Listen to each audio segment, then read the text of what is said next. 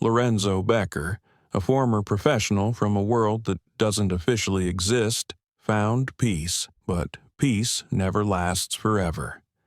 When a dangerous outsider moves in next door, Lorenzo realizes his past may be coming back with a vengeance.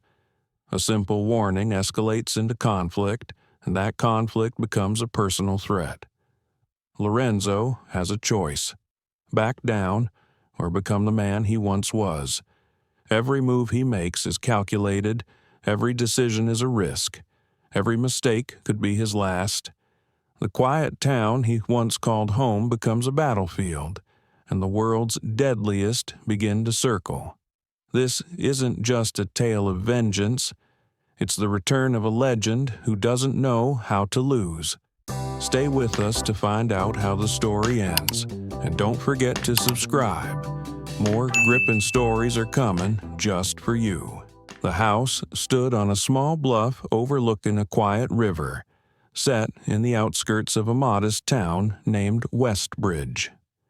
In this secluded place, Lorenzo Becker had chosen to settle several years earlier, harboring the kind of secrets that rarely found their way into the open. He had arrived one hazy summer afternoon in a sturdy off-road truck towing a trailer that carried a compact fishing boat. Observers in the local diner had commented on his understated demeanor, noticing the purposeful way he carried his supplies and the confident stillness in his expression. People had wondered, with that subtle curiosity small-town inhabitants often possessed, how a man of seemingly average means had managed to refurbish a modest house into something refined. He had crafted an interior both efficient and pleasing to the eye, complete with well-polished floors, a workshop for mechanical tinkering, and even a hidden armory that no one else knew existed. Those keen enough to notice had also seen him driving a luxurious sedan from time to time, and on certain weekends he could be spotted cruising the countryside on a powerful motorcycle or drifting calmly along the meandering river in a sleek fishing boat. Yet he bore himself without ostentation, steering clear of local conflicts and rarely entertaining idle talk. He was neither withdrawn nor openly friendly. Rather, he maintained a polite distance that discouraged probing questions. Behind his unassuming demeanor, he kept memories that weighed heavily, shaped by a history steeped in covert violence and missions that never reached the public record. He had been, in an earlier life, a cleaner, part of a shadowy network that officially did not exist. The structure that had employed him was buried behind layers of secrecy and plausible deniability, operating without recognition from any known government institution. These men and women had been plucked from elite backgrounds: snipers, special operators, intelligence experts, and infiltration specialists. Their superiors recognized that at times certain threats could not be neutralized through typical law enforcement channels. Some crime bosses, arms dealers, and purveyors of dangerous substances held so much power or influence that the law's net simply could not catch them. For that reason, the cleaners had been brought into existence, a silent cadre orchestrating swift final solutions for individuals whose continued existence posed unacceptable risks. Lorenzo had lost count of how many missions he had undertaken. He had never relished the act of taking a life, but neither had he shrunk from it when those at the top deemed it necessary. He operated with a cold efficiency, skilled in unarmed combat, in the use of firearms, and in the strategic elimination of targets through calculated accidents. On certain missions, he orchestrated elaborate deceptions, using decoys and carefully placed clues that led the blame toward rival factions. On other operations, he found more straightforward methods: a sniper's bullet at the right moment, a suppressed round when nobody was watching, or a clandestine explosion engineered to look like an unfortunate malfunction of industrial equipment. Every assignment felt like an unacknowledged chess match, each decision an invisible ripple in a vast pond of clandestine machinations. At some point, those endless duties had begun to wear him down. He was no stranger to violence, but he carried enough ghosts to fill many lifetimes. He had kept going because it was all he knew, and because those who commanded him provided a certain twisted sense of purpose and reward. Eventually, however, he had found an exit. Perhaps he had grown too hardened, or maybe he had simply reached an age where he felt the urgent desire for something resembling inner peace. When he turned 40, he managed to secure a quiet exit from his old life. An enormous favor had been called in. A certain official had erased his classified existence from a labyrinth of records, and he had walked away with the kind of capital that let a person buy a secluded home in a town remote enough to be overlooked by big city troubles. For half a decade, he had lived contentedly beside the river. He spent his days practicing marksmanship in the thick woods nearby, refining his boat to perfection, and riding his motorcycle along winding country roads. He woke early to fish at dawn and spent hours at dusk reading dog-eared novels under a soft yellow lamp. He made occasional trips to the local hardware store where he would exchange the barest pleasantries with neighbors. Nobody suspected that beneath his calm exterior simmered a readiness for confrontation that few would ever witness. During that time, the patterns of life in Westbridge hardly changed. The local businesses persisted in their leisurely rhythms, and the farmland on the outskirts continued to see cyclical harvests. Lorenzo felt that he had found a balance that would allow him, at last, to move on from the echoes of his past. This illusion lasted until the day a once derelict estate near his property was purchased by unknown investors. The house, which had been an empty shell for years, underwent a breathtaking transformation. Over a matter of weeks, it sprouted tall fencing, guard posts, security cameras, and eventually a helipad. The ostentatious changes caught everyone's attention.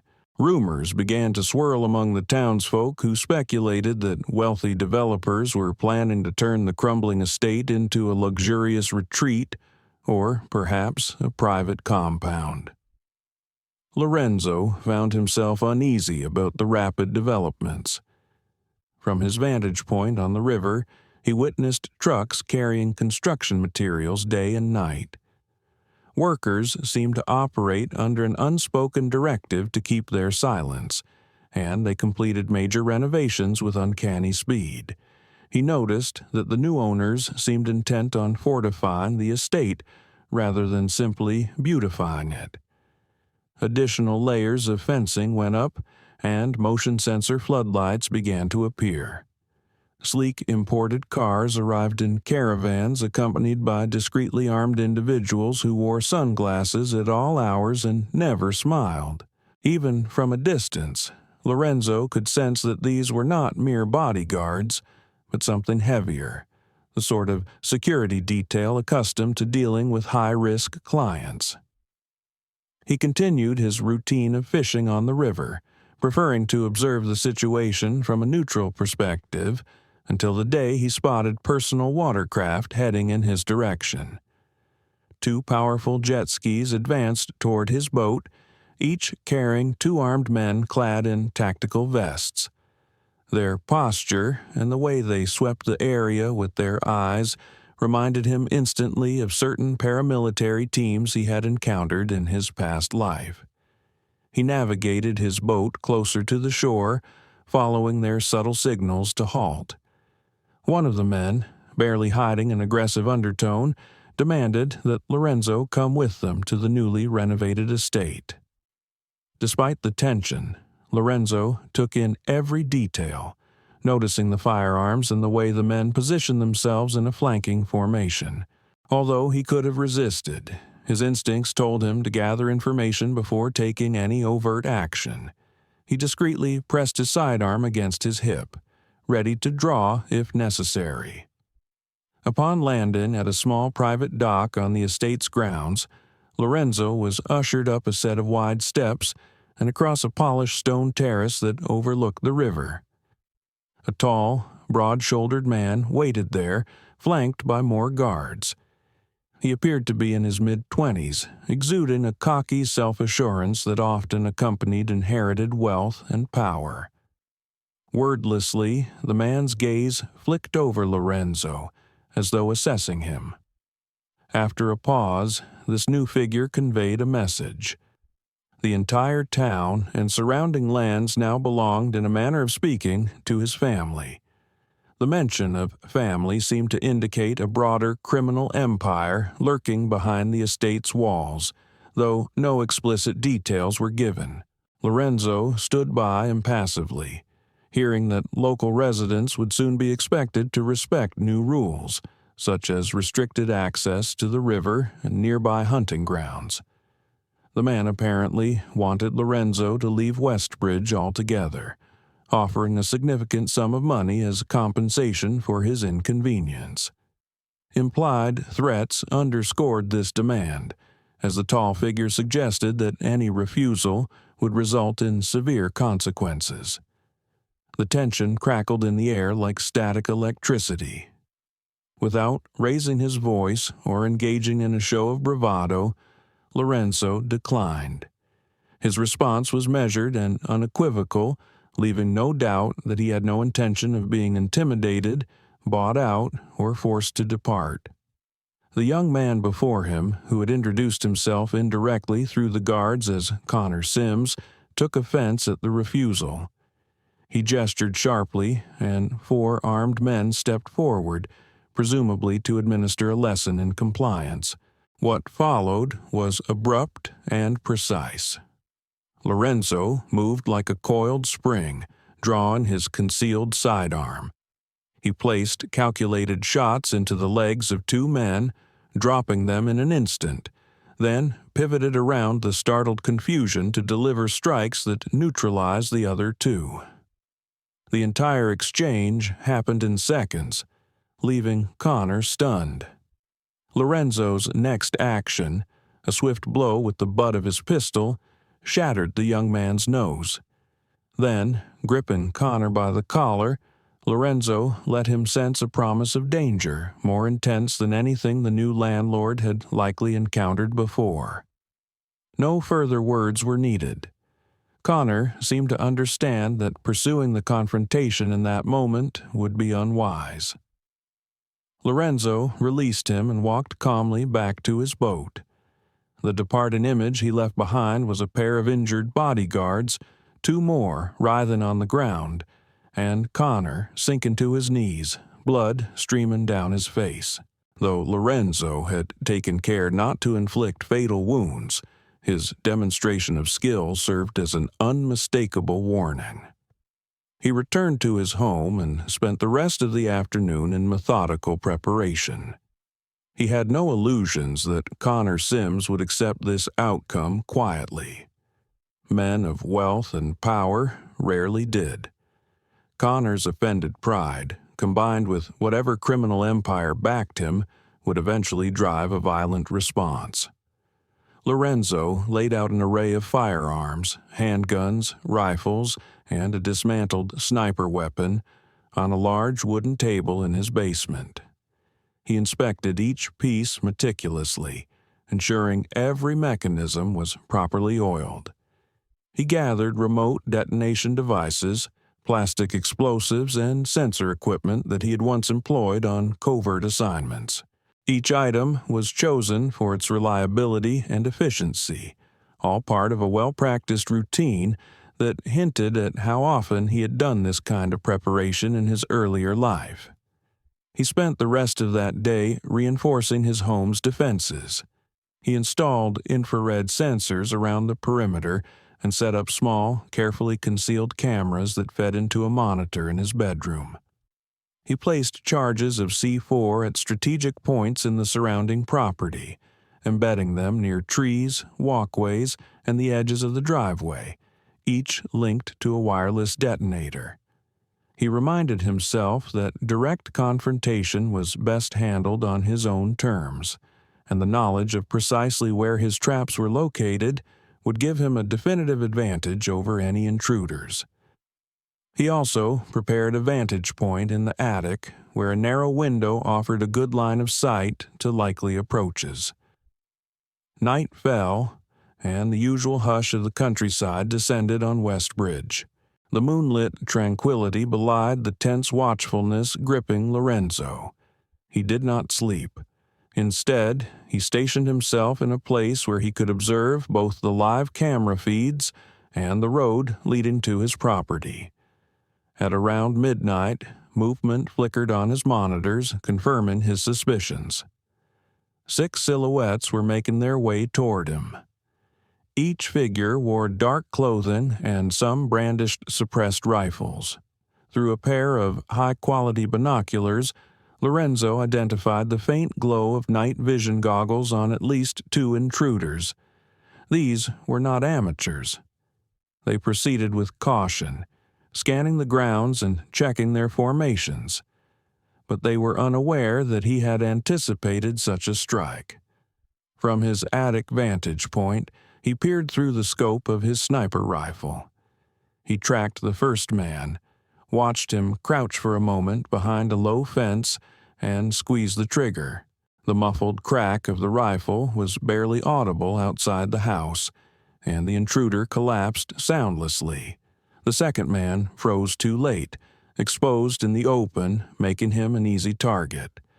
Lorenzo took him down with another measured shot. An instant after that, he triggered the first set of explosives. 2 more of the attackers, bunched together as they sought cover near a stand of trees, vanished in a flash of fire and shrapnel. The night was torn open by the dull thud of the blast, followed by the unsettling silence of a successful ambush. The last 2 intruders tried to regroup, moving closer to the house in a desperate bid to eliminate the threat. With smooth precision, Lorenzo switched to a smaller rifle and moved from the attic to the ground floor, capitalizing on the confusion. He intercepted the pair in the entryway where they had begun to breach a side window. In the dimness, muzzle flashes illuminated the frantic moment as Lorenzo fired several times, cutting them down before they could retaliate effectively. In mere minutes, the strike force that had come to neutralize him lay scattered around the property, each member having discovered that the retired man was far more lethal than they had imagined. The aftermath was grim, but not unfamiliar to Lorenzo. He had prepared for such scenarios more times than he cared to remember.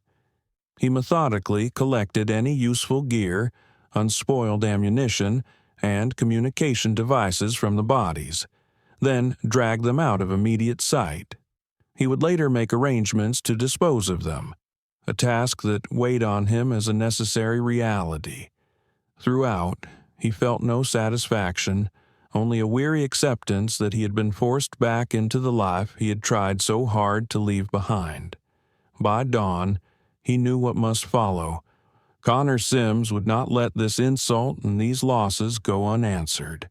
The young man's family likely possessed reach and influence that extended beyond the borders of Westbridge, perhaps entangled with dangerous networks in major cities or even international circles. Letting the conflict stand at this point would only prolong the inevitable. The chance for peaceful resolution had died the moment Connor had sent armed men under the cover of darkness to kill a retired assassin. Lorenzo understood that if he did not finish this fight on his own terms, he would face endless waves of henchmen, each one more determined than the last, all aiming to collect the inevitable bounty on his head. Securing his property for the time being, Lorenzo locked up his basement armory and took a few hours to rest. He kept his mind lucid by reviewing local maps. He had memorized the estate's layout from the glimpses he had observed, and he revisited old habits like analyzing vantage points, possible infiltration routes, and the utility of employing drones or silent takedowns. Once darkness arrived again, he set out. His gray SUV carried a trunk loaded with gear, including an advanced drone with night vision capability. He traveled by back roads to approach the estate from a direction that was unlikely to be monitored. After parking the SUV in a concealed spot amid trees, he set up the drone to scout the perimeter. Through its camera feed, he noted the guard patrols, the vehicles on the property, and the shimmering lights of the new helipad. Additional security measures had been put in place, roving watchmen with heavy firearms and the occasional silhouette of a watchtower occupant scanning the grounds. Tension coiled in Lorenzo's gut, reminding him of countless missions during his time as a cleaner. In some ways, it felt like he was slipping into a well-worn role. The difference now was the personal nature of his motivation. He did not do this on someone else's orders or for a classified paycheck. This was about survival and retribution. He initiated his plan with a series of timed explosives placed near the estate's outer structures, a garage, an auxiliary building that looked like a dormitory for guards, and a utility shed containing fuel canisters. Moving like a ghost, he bypassed the perimeter patrols, setting each device to detonate after he had enough time to reach a safe vantage. Then, from behind the cover of a low stone wall, he triggered the first explosions. Fire and debris filled the night air, alarms shrieked, and security personnel rushed about in confusion. Lorenzo made his next move by slipping closer to the main residence. He observed the windows, checking for signs of Connor or high-value targets. He saw no helicopter on the pad, which suggested the craft might be out or had been moved elsewhere. He suspected Connor might be inside, possibly preparing for a quick escape if things went awry. Gunfire erupted around him as panicked guards tried to locate the source of the sabotage. Lorenzo used the chaos to his advantage, picking off isolated stragglers with suppressed shots. A deliberate pattern of hits and swift withdrawals kept the defenders disorganized. He demonstrated the same cold precision that had once made him indispensable to his secretive employers. With each carefully placed shot, he reduced the number of hostiles and heightened their sense of disarray. Amid the burning wreckage of the outbuildings, Lorenzo noticed movement near the main house. Several figures stumbled out, shouting into radios. He picked them off one by one. The night turned into a symphony of gunfire and distant explosions, an eerie testament to how a single, determined operative could dismantle an entire private army through superior skill and planning. When he finally reached the courtyard, he discovered that Connor had already managed a hasty escape, boarding a helicopter moments before Lorenzo could prevent it. The silhouette of the aircraft vanished into the distance, leaving Lorenzo to finish dealing with the remaining guards. Flames licked at the crumbling structures around him, and he methodically silenced the last pockets of resistance. By the time dawn brightened the sky, the estate had been reduced to a smoking ruin, but Connor was gone. Lorenzo took a final tour through the wreckage, stepping over twisted metal and shattered glass. He found no trace of the young man whose arrogance had sparked this war. Despite the destruction, an unsettling certainty settled over him. Connor would retaliate, likely drawing on powerful criminal ties to pursue vengeance. Lorenzo felt no triumph in his partial victory. This conflict was no longer a small-town dispute over property or local territory. It had escalated into a personal vendetta that would undoubtedly attract the attention of larger syndicates and dangerous circles, putting a target squarely on Lorenzo's back. In the days that followed, whispers reached him through obscure channels.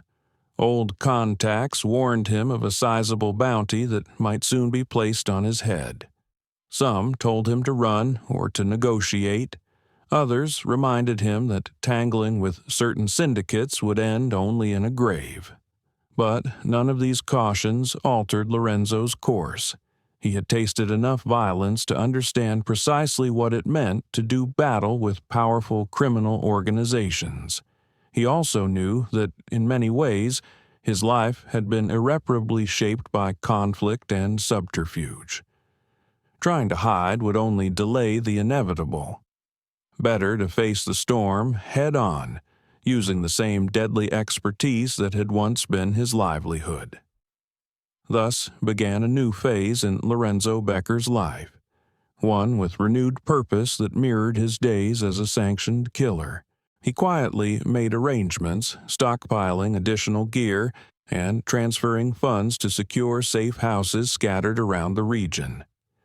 If a bounty was indeed declared, he would be ready. If reinforcements streamed into Westbridge seeking retribution, he would confront them without hesitation.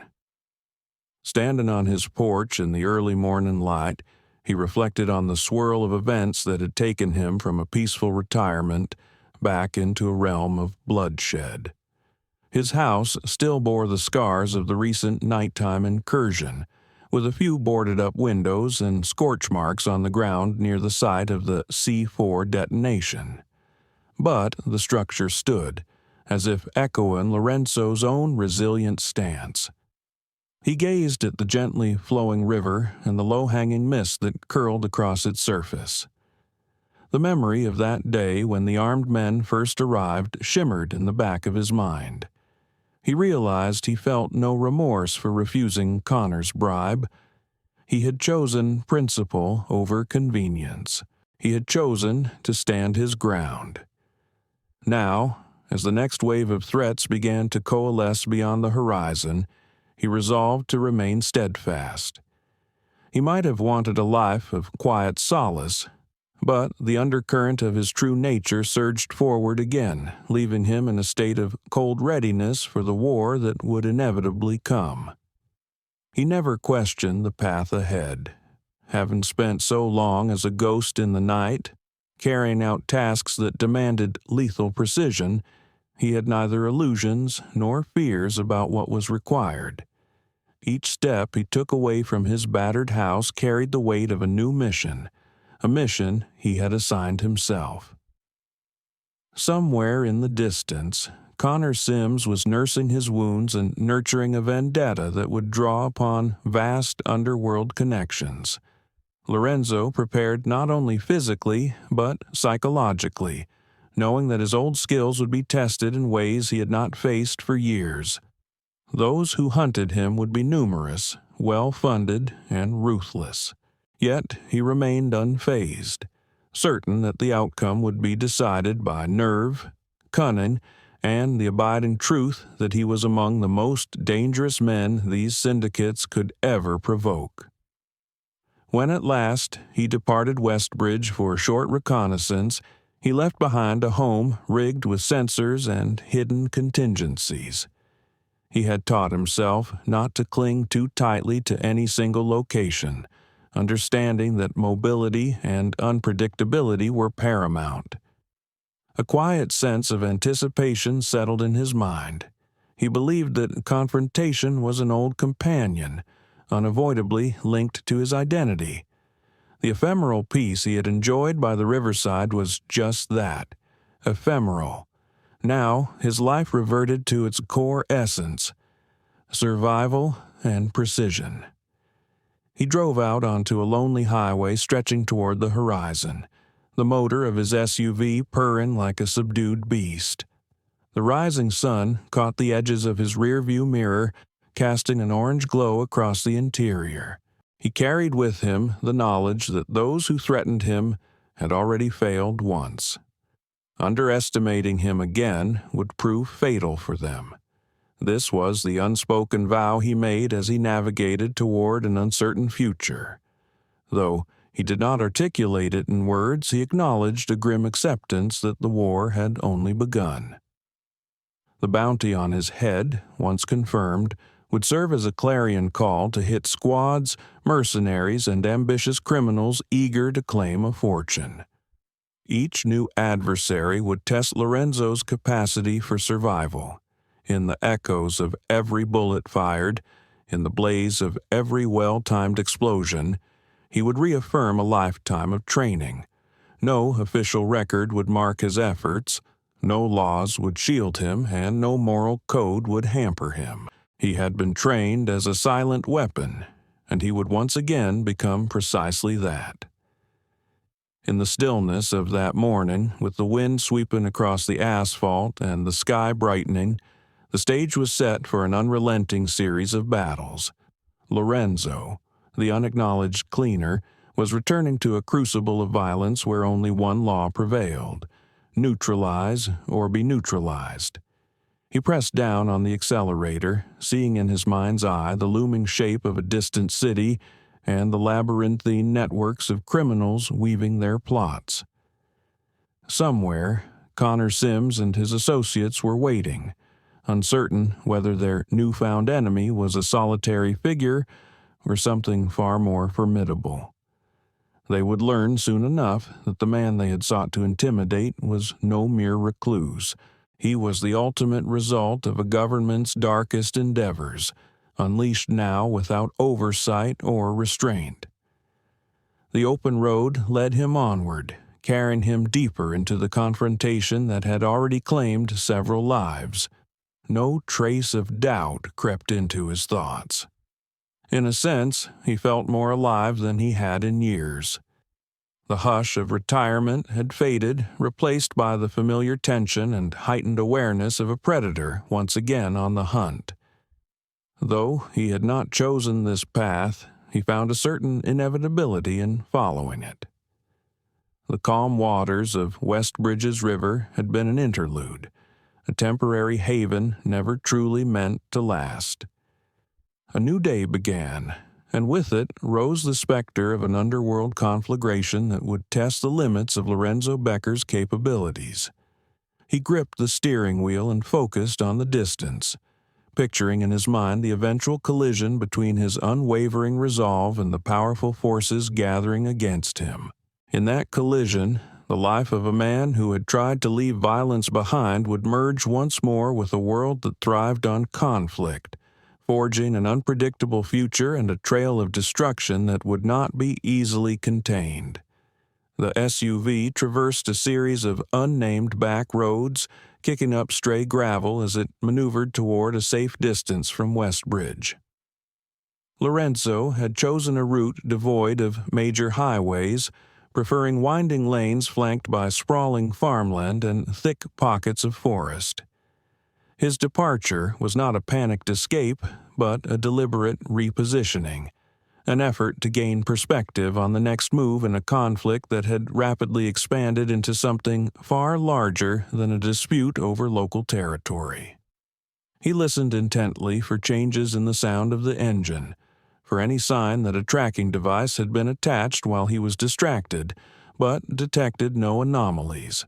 Periodically, he glimpsed his rearview mirror, noting the absence of headlights or suspicious vehicles trailing him. He arrived at an unremarkable motel near the county line shortly before dusk. The building displayed a half-lit sign, its flickering neon suggesting a long-neglected electrical issue. He parked around the side, choosing a spot concealed from the main road by a stand of overgrown hedges. Inside the motel's office, he navigated the formalities of checking in without revealing anything beyond what a typical traveler might share. He used a minor alias, one of many he had set up in years past. Once the clerk handed him a key, he carried a single bag to a room at the far end of a deserted corridor. There, he inspected every corner with the meticulous thoroughness of a man who had once specialized in infiltration. Finding no listening devices or cameras, he set the duffel on the bed and unzipped it to reveal a compact arsenal. He unloaded his weapons piece by piece, laying them on a threadbare blanket that had seen better days. Cleanliness and efficiency were paramount.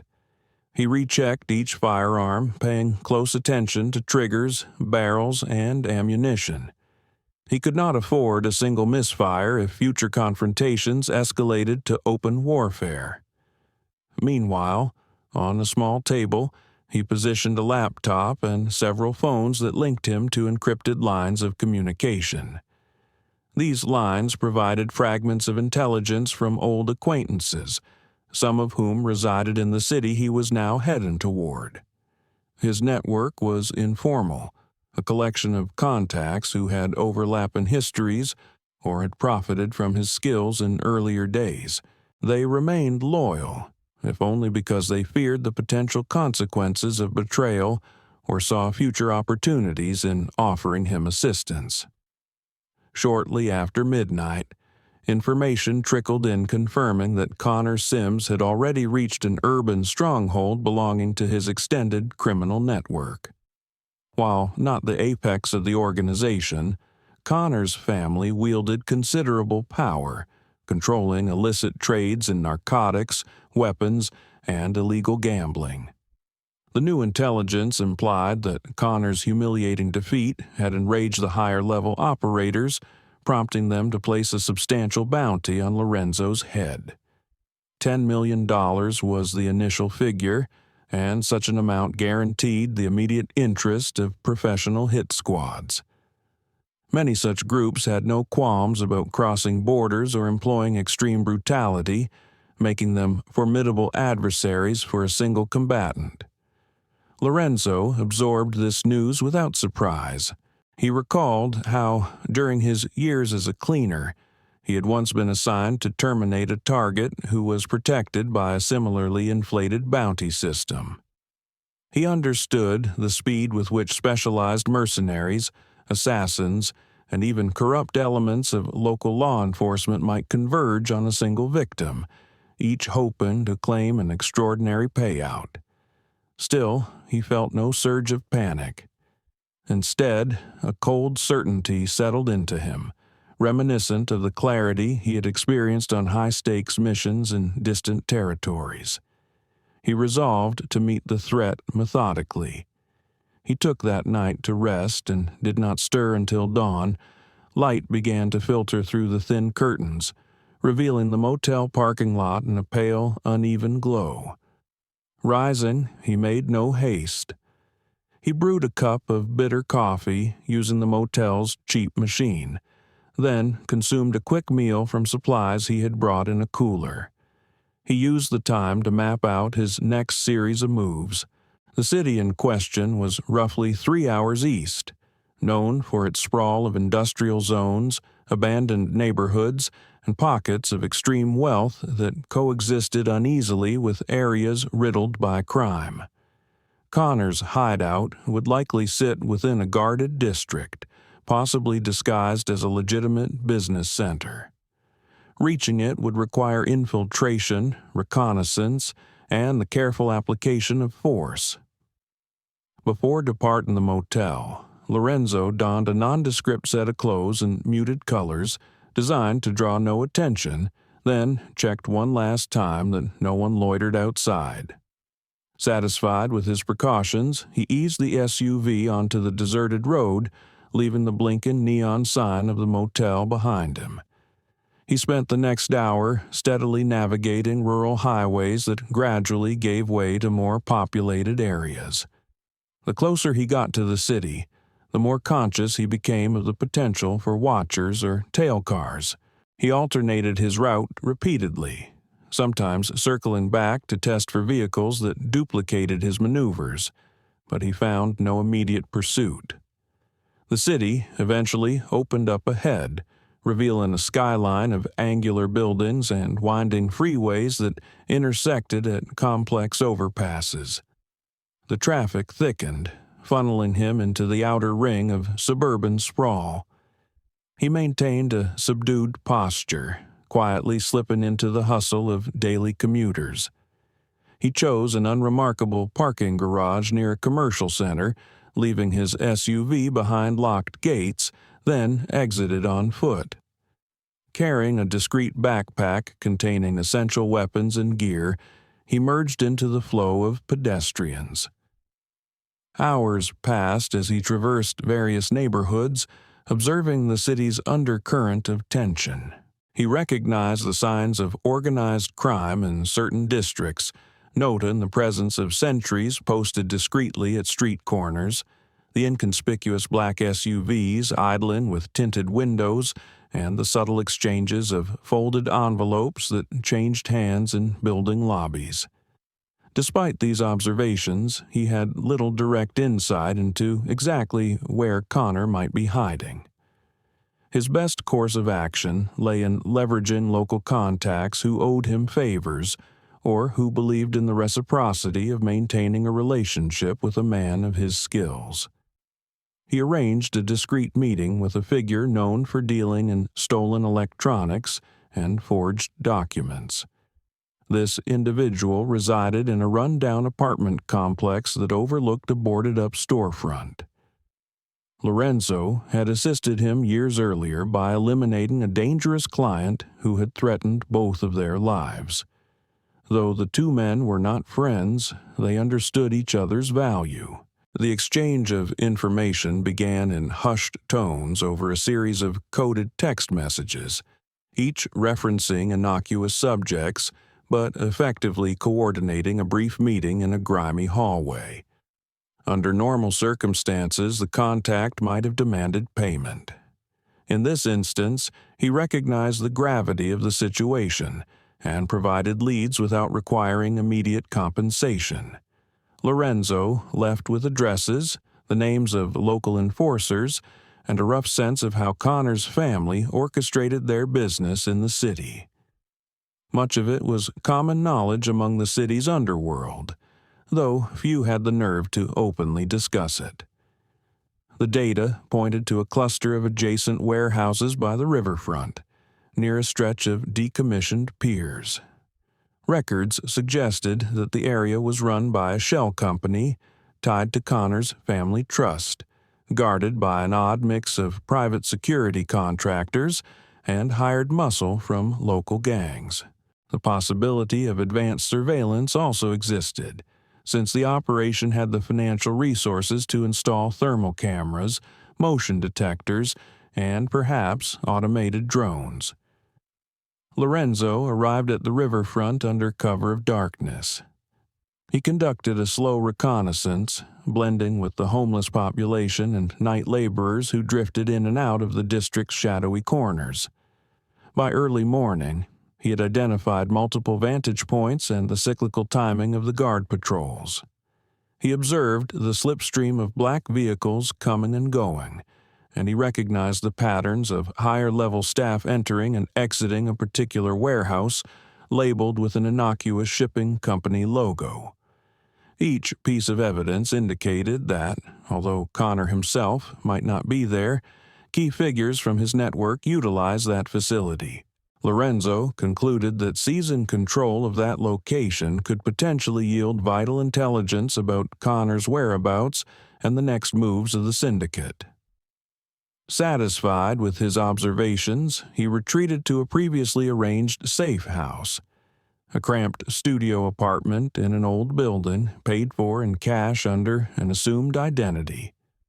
The flat had only the barest necessities: a cot, a lamp, and thick curtains to block prying eyes. Nevertheless, it provided a base of operations from which he could plan the next strike.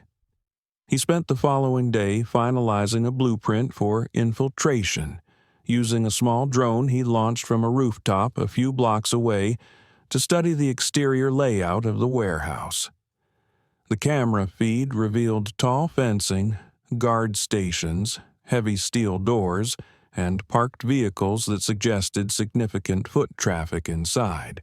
He recorded guard shift changes and identified one vulnerable spot: a poorly lit section near the back where garbage containers and clutter formed potential cover, with minimal camera coverage.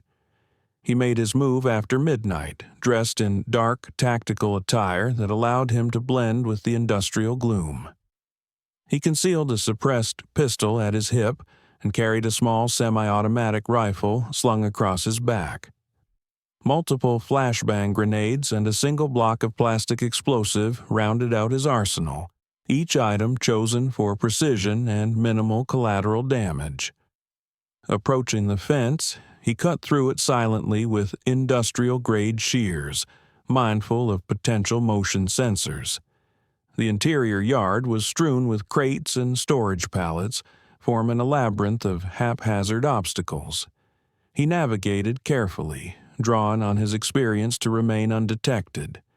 A pair of guards stood talking near a side entrance, their postures relaxed. Lorenzo crept closer, unholstering his suppressed pistol. He waited for a train to rumble past in the distance, using its noise to muffle the subtle sound of his approach. When the guards turned briefly in opposite directions, he eliminated both with quick, near-silent shots. Neither had time to register alarm or reach for a radio.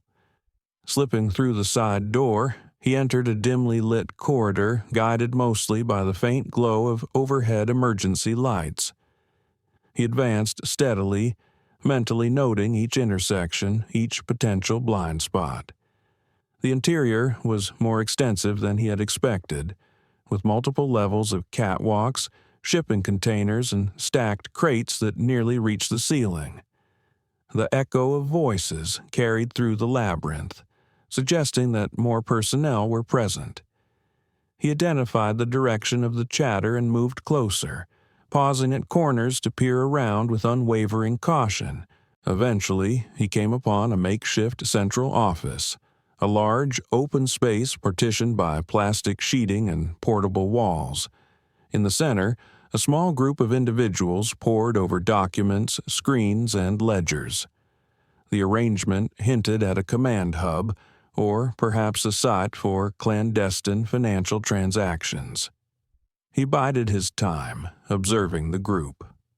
One seemed to be a middle-aged man with a hardened expression, presumably an underboss or a senior lieutenant within Connor's circle.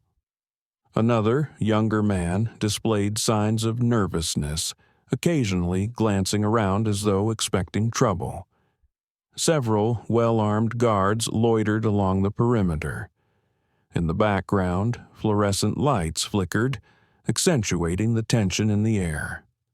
Lorenzo gauged whether a direct assault would be prudent or whether it might be better to create a diversion. He decided on a mixture of both. First, he discreetly placed a small charge near a cluster of shipping barrels that contained unknown materials. The explosion would draw attention away from the office, allowing him to ambush the group from an unexpected angle. He retreated to a safe distance, readied his detonator, and triggered the blast. The resulting shockwave rattled the metal walls, sending a plume of smoke and debris rising toward the rafters. Alarms screamed into action, accompanied by frantic shouts. Guards scattered, some rushing to extinguish flames, others scrambling for cover in anticipation of a further attack. In the confusion, Lorenzo entered the makeshift office, swiftly neutralizing two guards with concise gunshots. Another tried to return fire, but Lorenzo evaded the shots by ducking behind a steel container. He popped out again, ending the guard's resistance with two quick rounds to the torso. The underboss attempted to flee, but Lorenzo intercepted him, pressing him to the concrete floor with a methodical takedown. The younger man cowered behind a table, hands raised in silent surrender. Through a series of sharp gestures and forceful grips, Lorenzo indicated his intent to extract information. Since he refused to risk forming direct sentences or engaging in open threats, he conveyed a sense of looming menace purely through body language, and the muzzle of his rifle hovering inches from the underboss's face. He gleaned that Connor had departed the city for a more fortified location, possibly an estate in a coastal region or a desert compound that the family had once used for larger gatherings. His sources were ambiguous, caught between their own fear of retribution and Lorenzo's unmistakable willingness to inflict harm. Still, the reference to a desert hideout aligned with rumors Lorenzo had heard from other channels. Sensing the main objective had been met, he placed a flashbang grenade under the table where the younger man cowered and backed away just as the device erupted in an intense burst of light and sound, leaving the man disoriented but alive. He exited through a different route, dispatching a few more disorganized guards who wandered into his line of fire. Sirens wailed in the distance, suggesting that local authorities might have been alerted. Lorenzo slipped through the gap in the fence he had made earlier, disappearing into the night with practiced stealth. Within minutes, he had blended into the warren of alleyways that lined the industrial zone, leaving behind a scene of chaos. The family's warehouse operation had been compromised, and at least some measure of fear would ripple through the underworld. He was confident that word of his strike would travel fast, further cementing the notion that Connor's vendetta would face significant resistance. Upon returning to his safe house, he spent several hours methodically analyzing the intelligence he had collected. He cross-referenced it with data from his encrypted devices, searching for patterns that might indicate which desert region served as Connor's stronghold. Over time, he narrowed it down to a particular swath of Badlands known for its isolation and extreme temperatures, an area dotted with abandoned mining sites and defunct industrial projects. It made sense that Connor's family would choose such a locale for a heavily guarded compound. In the next few days, Lorenzo remained in the city, alternating between low-profile reconnaissance and finalizing his approach strategy. He learned that Connor had indeed moved to that remote location following the fiasco at the Riverside estate. The young criminal was evidently surrounded by a rotating cadre of mercenaries, some of whom had extensive paramilitary training. Armed vehicles patrolled the perimeter, and advanced surveillance equipment monitored the desert approaches. The significance of the operation was evident, and the bounty on Lorenzo's head had reached new ears, attracting a dangerous tier of contract killers. Lorenzo confirmed that at least one internationally active mercenary group had dispatched operatives to claim the $10 million prize, which further amplified the complexity of his mission. Recognizing the escalating stakes, he made key modifications to his arsenal. He acquired armor-piercing ammunition, heavier explosives, and even a specialized drone capable of carrying a small payload. He also secured false documentation that might help him cross police checkpoints, since regional law enforcement had become wary of suspicious travelers after repeated reports of gunfire and explosions. On top of these preparations, he set up fallback locations in case he needed to retreat from the desert should the conflict spiral beyond his immediate control. Throughout these days, he heard repeated warnings from fringe sources about the scale of the syndicate's resources, but he dismissed them as irrelevant. He had no illusions that the confrontation would be simple. His entire life had prepared him for adversity, and he felt nothing but the cold determination that had always guided him in times of crisis. When he eventually departed the city, he did so quietly. He disguised the SUV's license plates and made sure to take roads less traveled. The scenery evolved from crowded streets to vacant highways, and then to endless stretches of arid land dotted with sagebrush. He followed leads that directed him toward a region where the heat shimmered above cracked earth, and dust devils spun across the deserted expanse.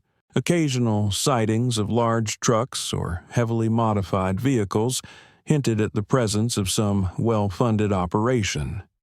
Satellite imagery, purchased through underground channels, showed rectangular shapes that might be buildings near a grid of older roads. Each piece of evidence reinforced the notion that Connor's new stronghold was deep within this hostile environment. After a long day of driving, he finally reached a vantage point atop a rugged bluff. From there, he could survey a distant cluster of structures that looked incongruous against the stark backdrop of barren desert. With binoculars, he identified high fences, guard towers, and what appeared to be advanced sensor arrays perched on tall poles. Armored vehicles occasionally patrolled a ring road that circled the facility. Further off, a private airstrip lay quiet, though a small plane was parked near a makeshift hangar. It was obvious that Connor's family had spared no expense in transforming this remote site into a fortress. Lorenzo parked his SUV in a shallow ravine, camouflaging it with netting he had prepared for this kind of terrain. He then hiked to a spot where rock formations offered natural cover. Nightfall arrived with a spectacular sunset that bathed the desert in shades of crimson and gold. He employed a thermal scope to better understand the guard rotations. He noted at least 24 men patrolling the perimeter, plus others who occasionally emerged from the main buildings. This facility was substantially more fortified than the estate he had demolished, making a frontal assault perilous. Yet stealth alone might not suffice, given the advanced sensors likely set up around the compound. He spent the next 2 nights in the desert, shifting positions to gather comprehensive data on patrol intervals, movement patterns, and potential blind spots. He used the specialized drone, operating it just beyond the detection range of the facility's radar, to snap photographs of entry points and any possible ventilation systems. The compound appeared to have multiple separate buildings, a central mansion-like structure that might serve as Connor's living quarters, a barracks area for the hired mercenaries, a utility section with generators, and a large warehouse that could store anything from vehicles to contraband. The architectural layout suggested that if Connor was indeed inside, he would be within the most secure interior chambers, possibly shielded by multiple layers of armed protection. On the 3rd day, while observing the compound from a different angle, Lorenzo spotted new arrivals. A convoy of dark SUVs and an armored truck made their way along a dusty road, stopping at the front gate. The watchers posted in the guard towers seemed especially vigilant, scanning the horizon for signs of any suspicious activity. Several figures exited the vehicles, each stepping into the compound with an air of authority.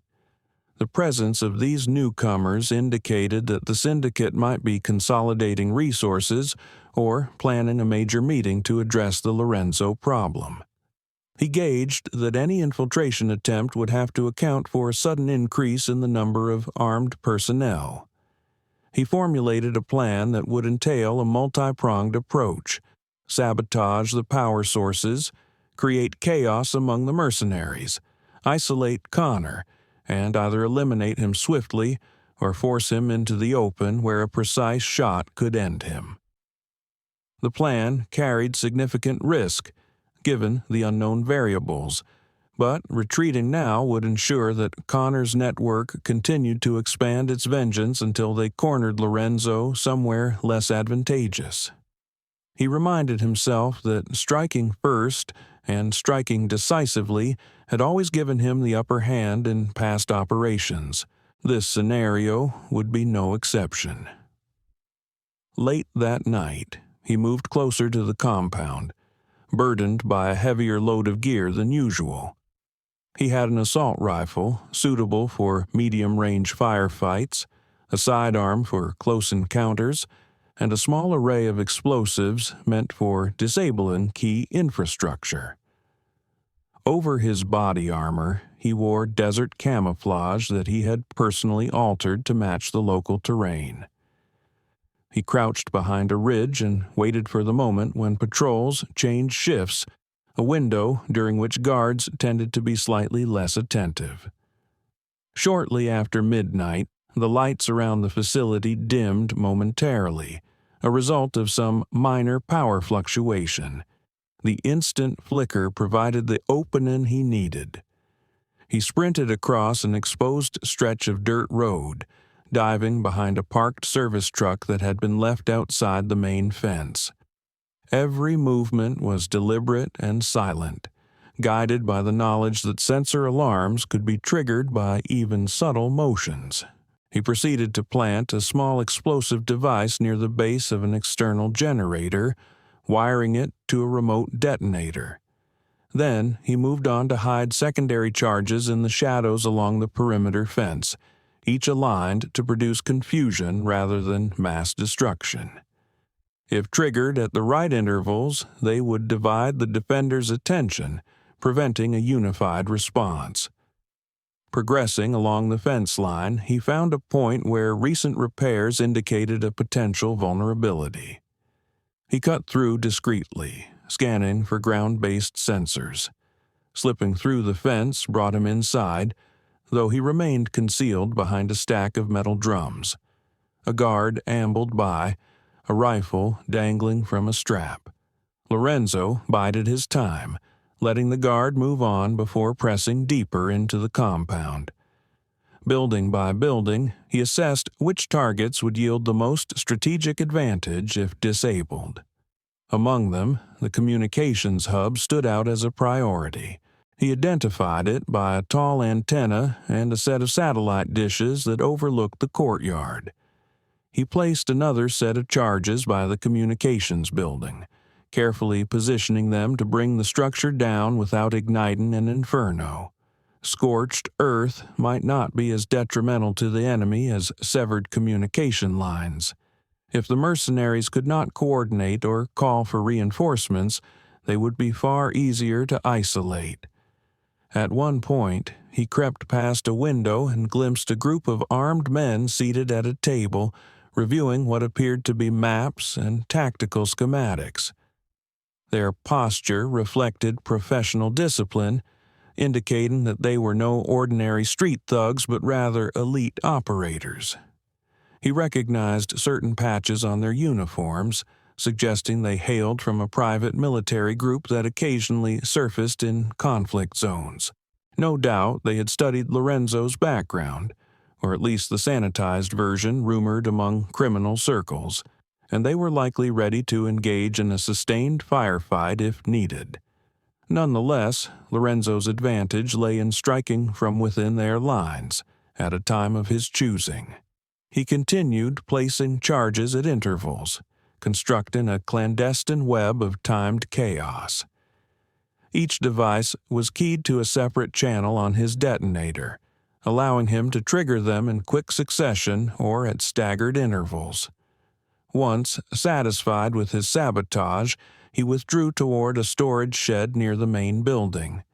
There, he settled into a vantage point behind stacked crates, scanning windows and doors for signs of Connor. He remained motionless for what felt like an eternity, mindful of every footstep or muffled voice. The dryness of the desert night made each sound echo strangely, sharpening his awareness. Eventually, he observed a flurry of activity near the large warehouse, where more men seemed to be assembling. He recognized one figure with a distinctive limp who had appeared in surveillance photos from earlier intelligence. The individual limped across the yard toward a cluster of vehicles that included a sleek, dark SUV with tinted windows.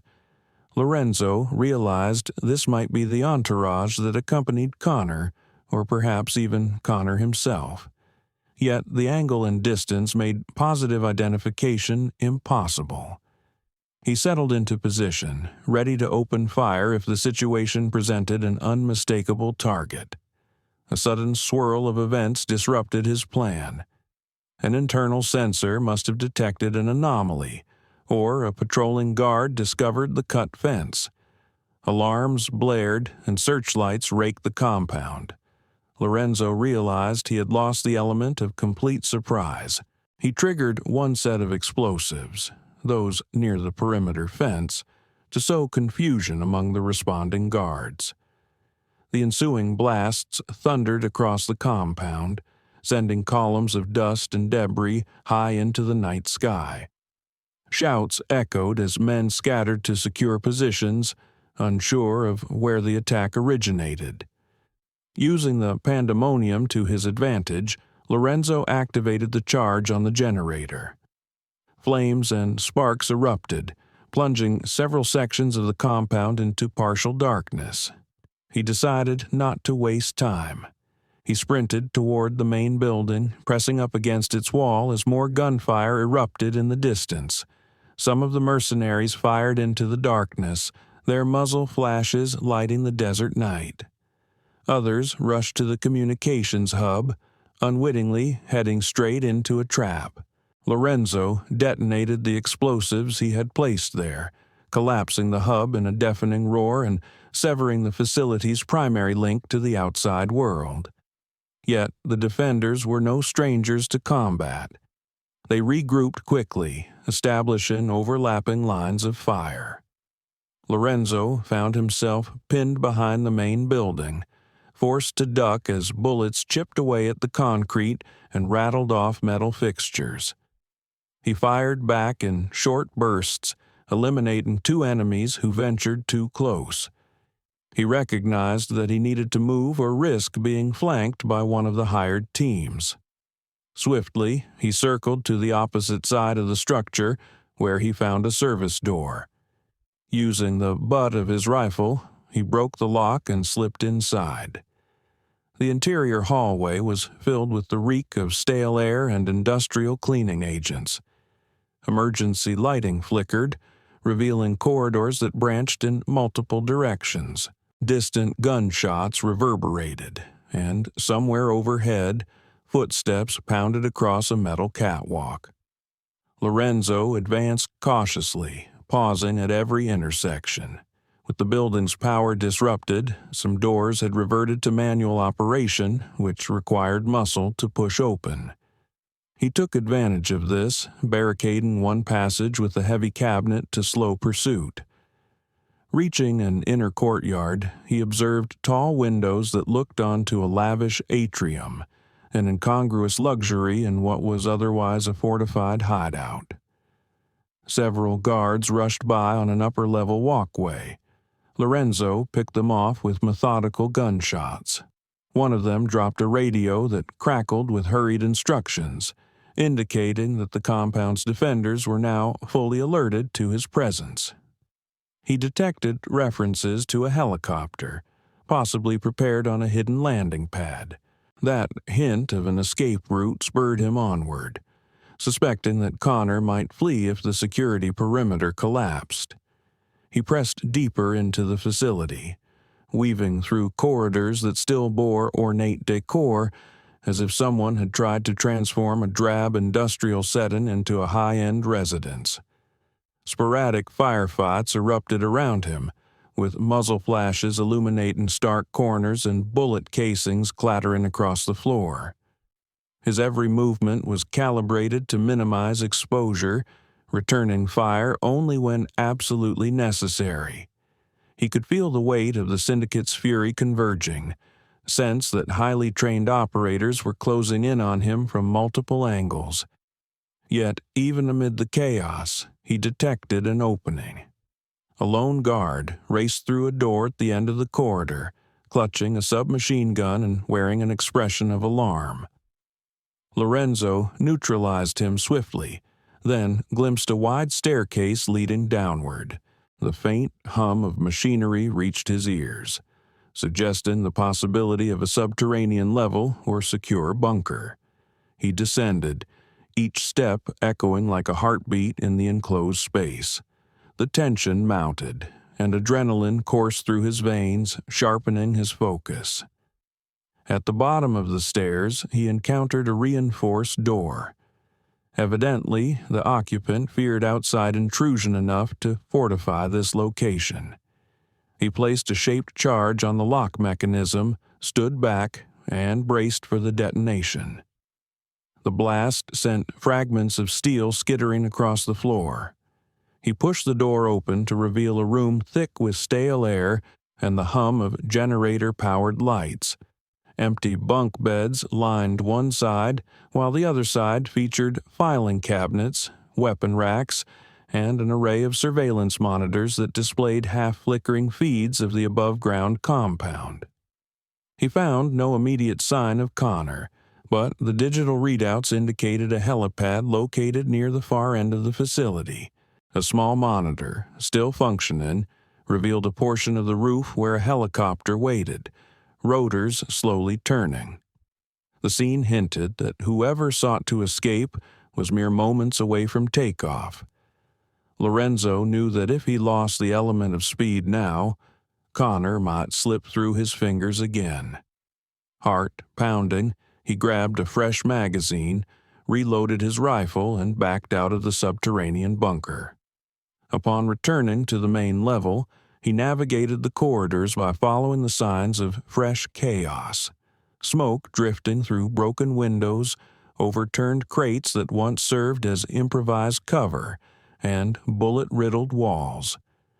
Flickers of fire spread from the generator room, casting flickering shadows that danced across the concrete floors. Lorenzo spotted an access ladder leading to the roof. He climbed with swift determination, ignoring the metallic groans of the structure. Emerging onto the rooftop, he found himself about 30 yards from the helicopter. The craft's engine roared, and its running lights illuminated a small section of the helipad. Nearby, heavily armed men crouched behind ventilation units, scanning the area with infrared scopes. In a split second, Lorenzo assessed the scene. He triggered the remote for the final explosive device near the perimeter fence, hoping the resulting shockwave would momentarily distract the mercenaries on the roof. Sure enough, an earth-shaking detonation resounded below, and for a crucial moment, the rooftop guards turned their attention away. Lorenzo opened fire, cutting down 2 of them before they could react. The others scrambled to return fire, bullets zipping past him and ricocheting off metal panels. He dropped prone, slid behind a raised ventilation shaft, and lobbed a flashbang toward the group. The bright burst of light and deafening concussion caused momentary blindness, allowing him to spring from cover and fire precise shots into the disoriented group. He advanced steadily, each footstep closing the distance to the helicopter. One last guard emerged from behind the landing skids, lifting his weapon in a desperate attempt to defend his employer. Lorenzo fired first. The guard crumpled onto the tarmac. The helicopter pilot, seeing the futility, frantically attempted liftoff. Lorenzo recognized the increasing pitch of the engine and surged forward, raising his rifle to aim at the cockpit. Before he could fire, the helicopter jerked abruptly.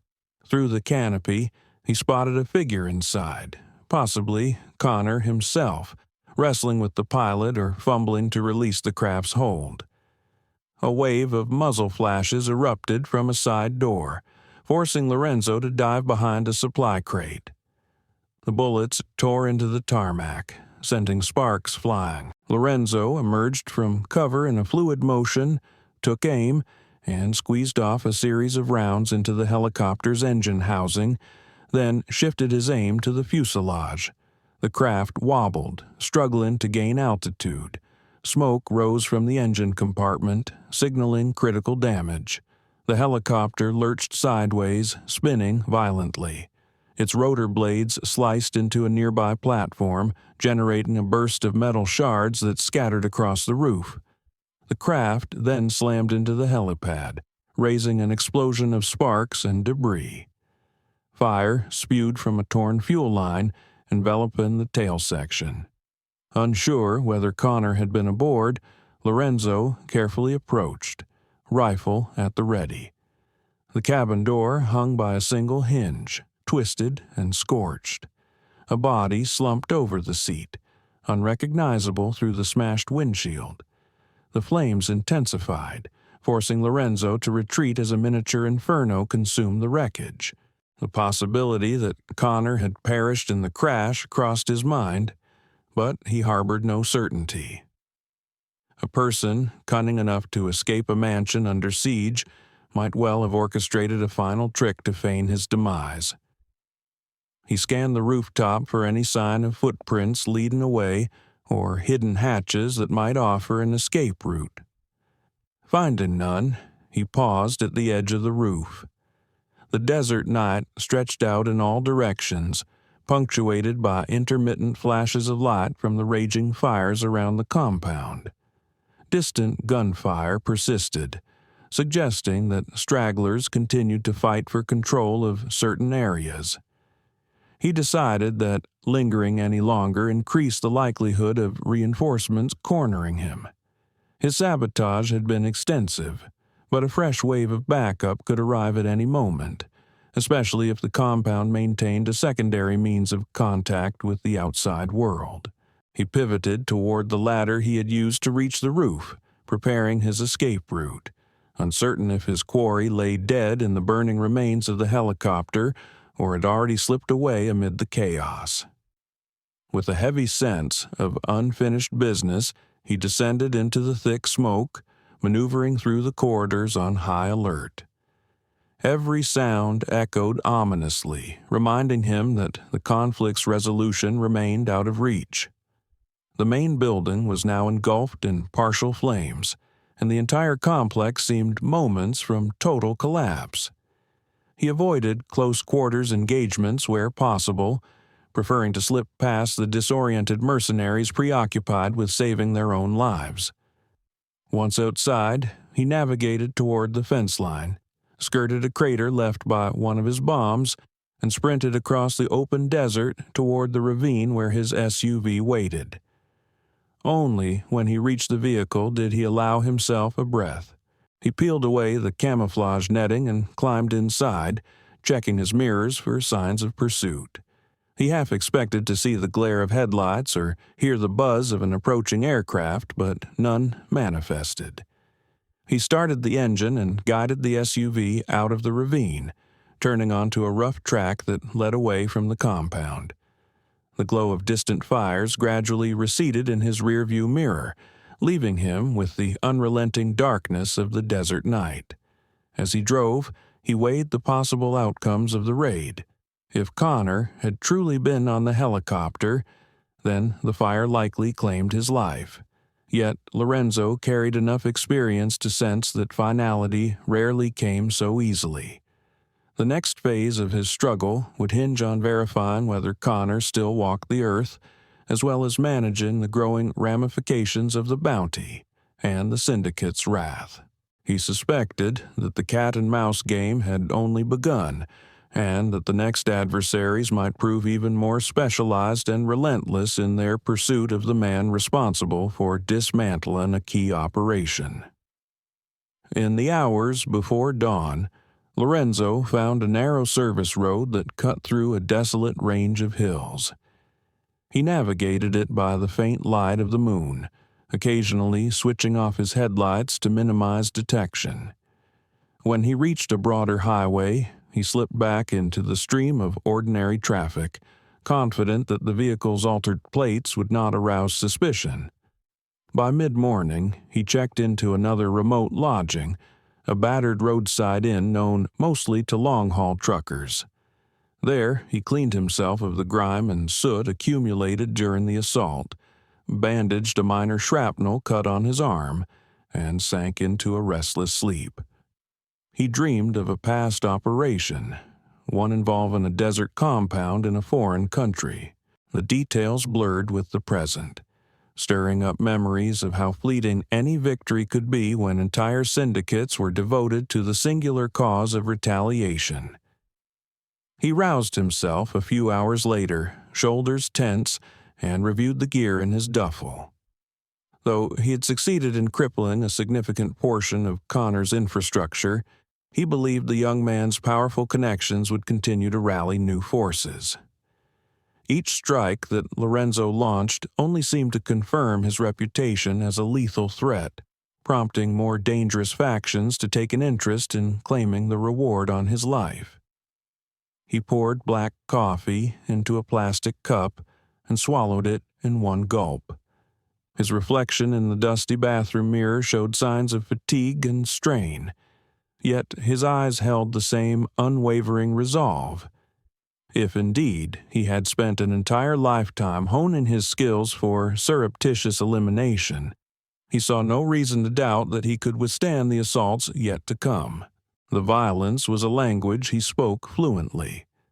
The only question lay in how far Connor's family would extend their resources to maintain a vendetta that had already cost them heavily. For a moment, Lorenzo considered the possibility of disappearing entirely, moving to another continent, assuming a new identity, and erasing the last vestiges of his history. He knew the methods. He understood how to orchestrate a vanishing act. But he also recognized that individuals of Connor's influence could dispatch hunters to nearly every corner of the globe.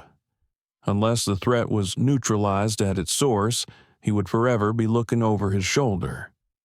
He had made his choice back in Westbridge when he refused to accept a bribe or succumb to intimidation. Thus, he remained resolute. The war that had begun in a quiet riverside town would continue until one side was utterly broken. Somewhere, perhaps in the charred remains of that desert compound, lay clues to Connor's fate or to the next command structure that might fill the void.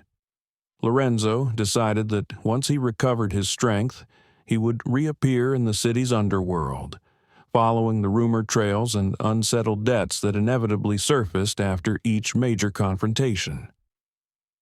In that world, fear and respect were currency. He had drawn enough blood to instill both, which meant he could extract answers from those who might otherwise remain silent. With that conclusion, he set down the empty cup, resumed the daily maintenance of his weapons, and mentally charted the next steps. The swirl of memories from old assignments merged with the stark reality of the present, forging in him a calm acceptance of what lay ahead. The bounty loomed over him like a dark cloud, and countless unknown guns for hire readied their weapons, yet he remained unshaken. His heart pounded not with dread, but with readiness. The life he once led, the one he had tried to bury in the serene setting of Westbridge, had surged back into focus. Retreat no longer seemed an option, and so, once again, he embraced the necessity of violence with the detached professionalism of a man shaped by secret wars. He took a final glance at the barren horizon outside the inn, noting the shimmering heat haze. The day promised punishing temperatures, but he knew the greater heat would come from the endless pursuit that lay before him. Somewhere out there, Connor, if he yet lived, would be nursing a deep hatred, communicating with powerful allies, and orchestrating the next wave of lethal response. Lorenzo intended to meet that wave head-on, armed with a keen mind, a lethal armory, and the unbreakable resolve of one who had made his peace with the darkest recesses of human conflict. He paused on the threshold of the roadside inn, the dusty desert morning light casting long shadows against the building's chipped paint. Another day lay before him, filled with loose ends and looming threats. Lorenzo Becker stepped toward his SUV, reassessing his mental checklist of everything he still needed to accomplish. Distant memories of the previous night's chaos lingered, recalling how the desert fortress had erupted into flames, how a helicopter had spun from the air in a maelstrom of sparks and shattered rotor blades. The question remained, unresolved in his mind. Had Connor Sims truly died in that blaze, or had his unstoppable capacity for survival provided him yet another avenue of escape? For 2 days, Lorenzo drove the lonely highways that crisscrossed the western states, stopping only to gather scraps of intelligence from peripheral contacts. The bounty on his head had become general knowledge among the underworld, and each day seemed to bring new rumors of mercenary squads mobilizing, each one dreaming of that legendary $10 million payout. Gas stations in remote areas saw an increase in suspicious traffic, often groups of road-weary men with too much weaponry stuffed into unmarked vans. Certain city motels developed reputations as staging points for hit teams. All the while, Lorenzo refined his disguise strategies and avoided patterns, sleeping in short intervals at rest stops or parking lots, never letting his SUV remain idle for too long. His best lead emerged when an old associate, a survivalist who worked as a mechanic in a small desert town, advised him that certain unscrupulous doctors in the region had been contacted to treat a patient with severe burns from a helicopter crash. The words ignited Lorenzo's attention. Though details were thin, the mention of external fixators for fractures and requests for strong analgesics hinted that someone matching Connor's status might indeed have survived the inferno. Lorenzo pictured the battered helicopter's wreckage, the cockpit consumed by flames, and the possibility that a co-pilot or bodyguard had hauled Connor free in the final moments. If that were the case, the young crime lord might be critically injured, but not yet out of the fight. Motivated by this possibility, Lorenzo made his way toward the outskirts of a canyon region known for its isolation. He maintained a low profile, rarely emerging from the SUV except when absolutely necessary. At times, he drove through the nights, guided only by the faint glow of his headlights across empty roads. Each passing mile brought him deeper into a wilderness where cellular signals were scarce, and local law enforcement was either corrupt, overextended, or both. It was precisely the sort of place where an influential figure could hide under the protection of a private medical team, far from prying eyes.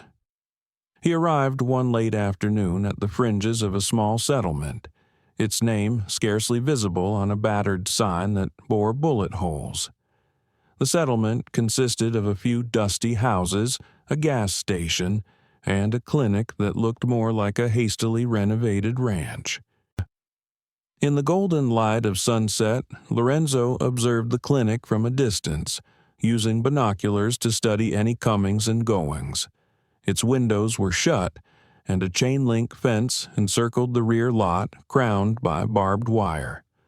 Multiple vehicles were parked there, including two black SUVs reminiscent of the caravans used by organized crime operatives. Through the binoculars, he noted silhouettes near the fence line, each shape suggesting armed personnel. It appeared that someone inside the clinic warranted significant security. He spent the evening learning the rhythms of those guards. They mostly stayed near the SUVs or paced around the building in pairs, occasionally rotating shifts. He guessed that at least half a dozen men were on duty, possibly more inside. The presence of such a team in a dusty, out-of-the-way settlement implied a high-value target in need of protection. No official ambulance or medical transport was evident, hinting that the patient was privately cared for, likely with discreet payment to keep the arrangement invisible. Lorenzo pondered if these men were fully aware of the bounty on his head, or if they were so focused on their own protective assignment that they hadn't spread word of their location. Regardless, he approached with the usual caution, reviewing his options for infiltration. He spent the night in his SUV, parked off a little-traveled side road, concealed by boulders that rose from the dusty terrain. Before dawn, he approached the clinic on foot, staying low among scrub brush and stunted cacti. He carried a scoped rifle, the same model he had used at Westbridge when the first wave of mercenaries tried to ambush him. Dawn's faint light gradually illuminated the building, revealing subtle details like a second-floor balcony that overlooked an expanse of desert. He spotted a figure on that balcony, a guard with binoculars scanning the horizon. The building's external lights remained switched on, a sure indicator that those inside feared a nighttime intrusion. Lorenzo calculated the guard's line of sight and crawled into position behind a defunct water trough. From that vantage, he had a partial view of the clinic's entrance. A pair of men occasionally stepped outside, exchanging terse words before going back in. No sign emerged of the occupant that might be Connor, but the heightened vigilance suggested that someone inside was indeed in a delicate condition. Determined to learn more, Lorenzo inched around the perimeter until he found a high window partly obscured by a scraggly mesquite tree. Standing on the edge of a collapsed fence post, he carefully peered inside. The glass was tinted, but he could make out a hallway lit by flickering fluorescent bulbs. He lingered until midday, waiting for a commotion or some small incident that might draw the guard's attention elsewhere. The scorching heat settled over the desert, distorting the air above the ground with mirages and shimmering lines. The guards became restless, making frequent trips in and out of the building. Eventually, a minor distraction occurred. One of the SUVs overheated, leading to an argument near the fence as two men tried to fix the radiator. Sensing an opportunity, Lorenzo circled around to a rear entrance. He recognized that attacking head-on would be suicidal if he wasn't sure Connor was inside, so he planned a more clandestine approach. The back door was locked, but the framework was old, and Lorenzo knew how to apply force precisely at the lock without generating too much noise. He eased it open and slipped into a dim storage area filled with surplus medical supplies, including stacks of bandages and IV fluids. Beyond lay a narrow corridor. He moved silently, a pistol in hand, checking each door for any sign of occupation. He found only empty examination rooms, their walls stained with water damage and flickering shadows cast by old lamps. The building exuded an atmosphere of improvised medical care, the kind that criminals sometimes resorted to when official hospitals were too risky. At the far end of the corridor, he encountered a guarded door. A single man leaned against the wall, a submachine gun hanging from a strap. By listening carefully, Lorenzo discerned faint sounds on the other side, beeping from what could be a heart monitor and the whir of a medical ventilator. He suspected that if Connor survived the helicopter crash, he might be hooked up to such machines. The guard appeared bored, occasionally checking his phone. Lorenzo recognized that any confrontation here would likely echo through the hallway, bringing reinforcements. Nevertheless, he had come too far to turn away without confirming the patient's identity. He planned a short, vicious strike. Gathering his nerve, he waited for the guard to glance down again. Then Lorenzo lunged, pressing his pistol muzzle against the guard's temple in a swift, controlled motion. The guard stiffened, trying to raise the submachine gun, but Lorenzo restrained him, using a well-practiced hold to keep the man's weapon pinned. The guard let out a muffled exclamation, cut short by Lorenzo tightening his grip. In a wordless exchange of menace, Lorenzo signaled the guard to lie face down, yanking a zip tie from his vest to bind the man's hands. With the immediate threat subdued, he leaned closer, straining to hear if the noise had alerted anyone on the other side of the door.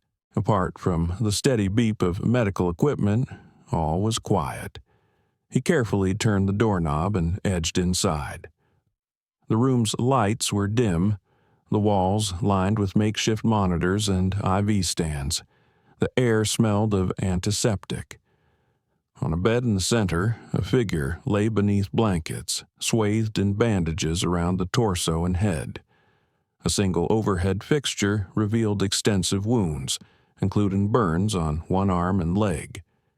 An intravenous drip fed a slow stream of medication into the patient's veins, while an oxygen mask covered part of the face. Lorenzo approached, gaze intense, searching for identifying features. Though much of the man's face was obscured by gauze and swelling, Lorenzo recognized enough of Connor's distinctive features to confirm it was indeed him. The bright, greenish hue of the monitors reflected in Connor's half-open eyes, which stared unfocused toward the ceiling. At the foot of the bed sat a set of crutches, implying that Connor might have sustained injuries serious enough to hamper his mobility for months. Nearby, an opened metal case contained syringes and vials, evidence of strong medication or possible sedatives. Lorenzo deduced that Connor was in no condition for combat. He also noticed in a corner a small safe. Such a container in a clandestine clinic often housed valuables like spare cash and sensitive documents. If Connor was orchestrating the next phase of his campaign against Lorenzo, the safe might hold vital information. Before he could move toward it, the door swung open, revealing a startled doctor wearing a worn lab coat. Behind the doctor stood another armed guard who instantly raised a pistol, eyes widening at the sight of the intruder. Lorenzo pivoted, diving behind a metal tray stand as the guard fired, bullets ricocheting off the equipment in a clamor of sparks. The doctor screamed and flattened himself against the wall. Responding with swift precision, Lorenzo fired 3 rounds, each finding its mark. The guard crumpled, dropping his weapon. The doctor, unarmed, froze in petrified silence. Lorenzo sprang up and pressed the muzzle of his pistol to the doorframe, scanning for additional threats. Footsteps thundered in the corridor, and muffled shouting indicated that reinforcements had discovered the subdued sentry. With no time to spare, Lorenzo pushed the door shut, bolted it from inside, and turned his attention to the wounded man on the bed. Connor's eyes flickered with confusion, as though his senses were dull from sedatives. A rapid assessment told Lorenzo that finishing Connor here would be the simplest resolution to their feud.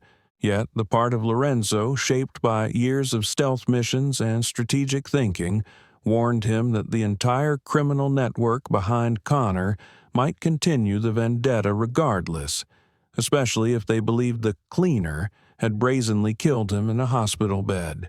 On the other hand, letting him live would allow Connor to direct new waves of retribution once recovered. Torn between these stark possibilities, Lorenzo realized that more immediate concerns demanded attention. The door was shaking under the force of armed men trying to break through, and time was running short. He scanned the room for an exit and spotted a wide window overshadowed by heavy curtains. Behind those curtains, the glass had been reinforced with metal bars. That left him effectively trapped unless he forced his way back through the corridor or discovered a hidden passage. Meanwhile, the locked door began to splinter from repeated impacts. Lorenzo weighed the risk of a pitched gunfight against multiple attackers in a confined space. He had faced worse odds, but the presence of Connor and the possibility of harming the unconscious doctor complicated matters. The next few seconds required a decisive plan. Dashing to the small safe, he gave the combination dial a rapid test. It refused to yield. Without hesitation, he placed a block of plastic explosive and a miniature detonator on the safe's hinge. He then retreated behind the bed, shielding himself with the thick metal frame. The door gave way just as he triggered the charge, unleashing a deafening bang that shook the room. Shards of metal flew outward, and the safe's door tore open, scattering documents and cash. The blast's shockwave disoriented the men breaching the room, buying Lorenzo a brief opening. He seized that chance to grab a handful of the scattered papers, ignoring the money in favor of potential intel. From the corner of his eye, he saw a guard advancing, weapon raised, but Lorenzo discharged 2 quick shots that tore through the man's chest, sending him backward. The doctor crouched, trembling, near a supply cabinet, while Connor lay motionless, eyes rolling. Lorenzo felt the press of urgency. Guards behind the door continued firing into the smoke, forcing him to keep his head low. He scooped up the documents from the rubble, tucking them into a vest pocket. Then, using the bed as partial cover, he crawled toward the improvised barricade of overturned cabinets. The intruders peppered the area with gunfire, bullets slicing through IV stands and medical equipment.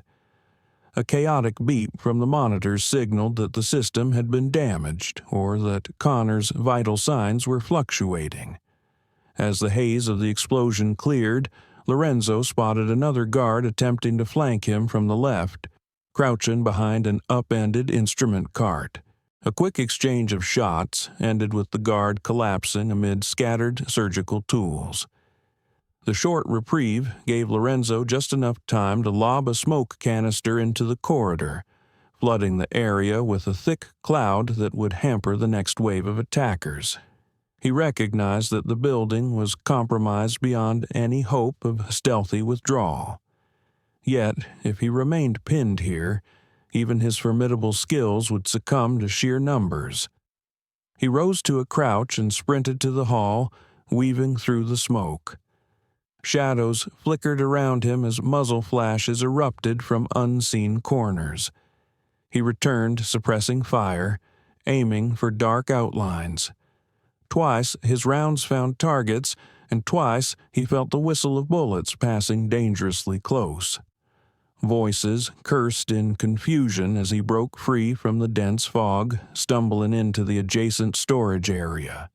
There, he discovered that the same back door he had used to enter was now guarded by 2 men who had taken position behind a steel cabinet. They spotted his approach and reacted instantly, unleashing a volley of gunfire. Lorenzo dove behind a row of shelves stacked with medical supplies. Glass bottles shattered, and a pungent mix of chemicals spilled across the floor, burning his nostrils. Trapped in a crossfire, he saw no immediate path to slip away without confrontation. Assessing the layout, he decided to set another explosive distraction. He withdrew a small fragmentation device, rolled it across the floor toward the men, and shielded himself behind the shelves. The blast echoed through the enclosed space, sending shards of metal and plastic supplies in every direction. One guard was thrown backward, and the other clutched a severe wound, incapacitated by the barrage of shrapnel. Lorenzo capitalized on the moment, leaping over debris to reach the door. Outside, he found himself in the open-air rear lot, where the midday sun bleached the dusty ground. Another armed guard emerged around the corner, but Lorenzo fired first, striking him in the leg and forcing him to collapse. Without pausing, Lorenzo sprinted for the perimeter fence. The ear-splitting sound of an alarm, likely triggered by the clinic staff, filled the air. Already, reinforcements arrived from the far side of the building, a cluster of silhouettes converging with rifles at the ready. Lorenzo spotted the open desert beyond the fence, beckoning him to vanish into the landscape. But between him and that escape lay 30 yards of exposed ground. He threw himself flat, returning fire, striking one man in the shoulder. Another dived behind a truck, using the vehicle's engine block as cover. Bullets zipped overhead, scarring the fence with bright sparks. Eventually, Lorenzo launched a flashbang in their direction, forcing them to shield their eyes and ears. The sudden burst disoriented the group just enough for him to scramble forward, leap over a low barrier, and cut through the fence with wire clippers. He slipped out, ignoring the slashing pain of a shallow graze on his arm caused by a stray round. He raced across the desert scrub to where he had hidden his SUV behind rocks. As he drove away, dust plumes kicked up behind him and he half expected a swarm of vehicles to appear in hot pursuit. But no immediate chase materialized. He took advantage of that, pushing the accelerator hard until he was miles away, the clinic reduced to a shimmering speck in the rearview mirror. His heart thumped from the rush of close combat, yet he allowed no exultation, only a calm recognition that the confrontation had yielded partial intelligence and accomplished the immediate goal, to confirm that Connor still lived, albeit incapacitated. Eventually, he found an abandoned ranch road that offered temporary cover. Parking the SUV behind a stand of ragged juniper trees, he exhaled and glanced at the documents salvaged from the safe. Though some papers were unreadable due to the explosion's debris, others provided typed notes and cryptic references. He found references to offshore accounts, shipping manifests, and the faint traces of a plan that suggested the syndicate's expansion into new territories. One folder contained reconnaissance-style notes and photographs of Lorenzo himself, including his house in Westbridge and possible relatives or acquaintances. The images stirred a flicker of old wounds, reminding him that his life had never been completely separate from others, no matter how solitary he had tried to be. His old sense of duty to protect those tangentially linked to him emerged, adding a moral weight to his current struggle. Also, within the documents lay hints of advanced weapon shipments scheduled to arrive through a seaport in the coming days, presumably part of the syndicate's plan to reassert dominance after the heavy losses at the desert fortress. If these shipments were real, Connor's organization might soon replenish its arsenal, ensuring that any future conflict would become even deadlier. The thought left Lorenzo with no illusions that crippling one clinic or fortress would be enough. A deeper blow to the syndicate's resources was necessary, something that would force them to recalculate the cost of continuing this vendetta. He resumed his drive, navigating by back roads to avoid the region's major highways. As dusk arrived, he found a deserted plateau where he could rest briefly. While the evening sky turned shades of ochre and pink, he ate a basic meal from a ration pack and cleaned the minor wound on his arm, bandaging it efficiently.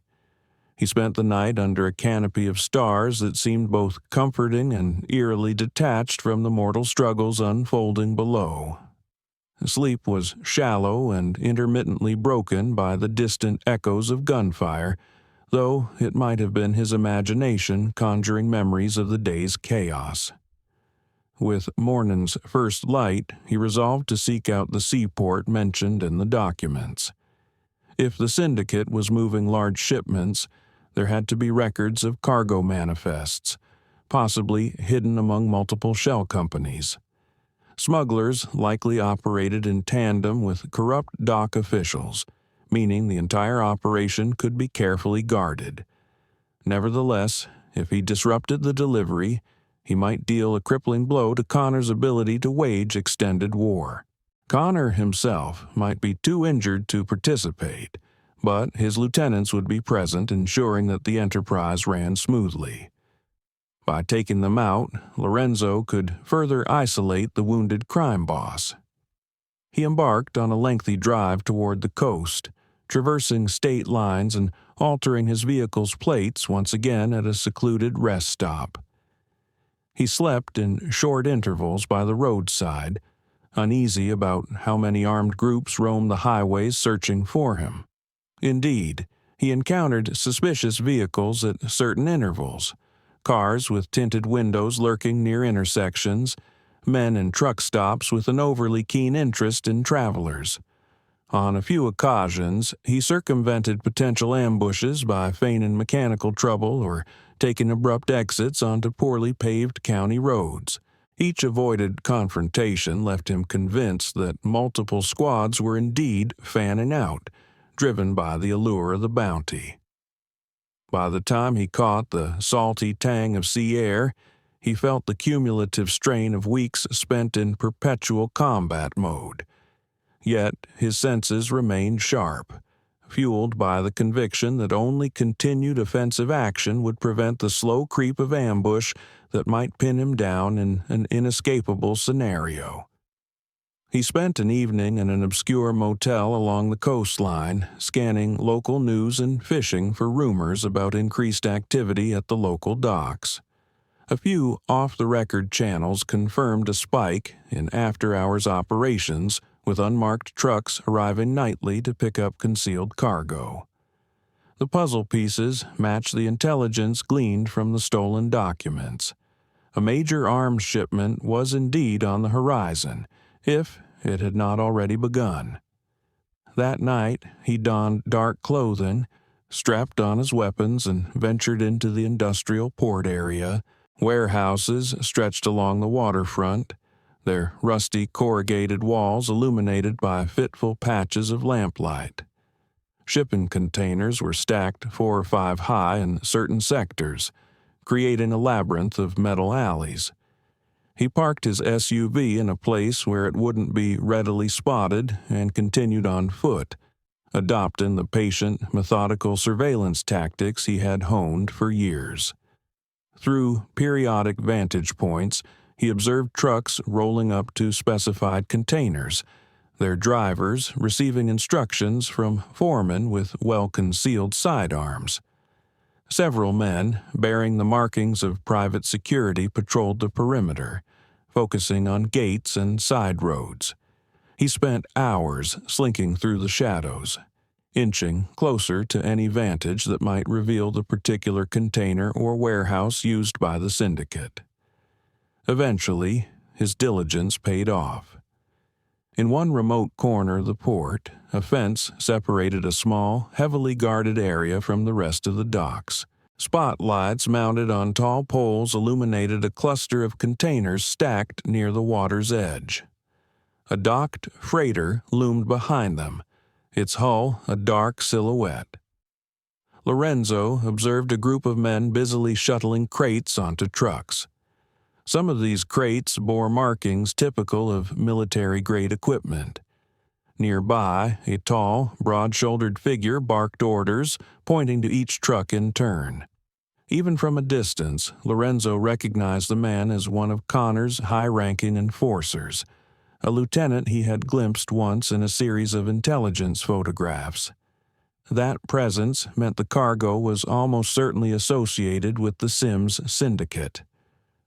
While scanning the area, Lorenzo noticed that a separate group of armed guards stood at a slight remove, as though expecting visitors who might arrive by sea or air.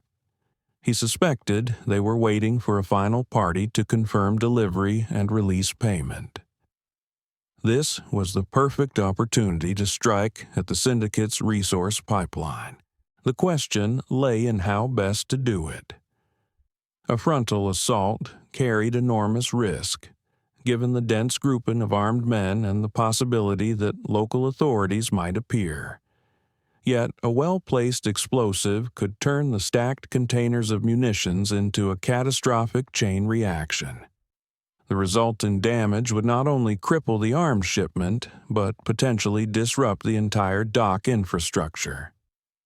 He weighed the moral implications of such devastation, recalling the presence of innocent dock workers who might be caught in the blast.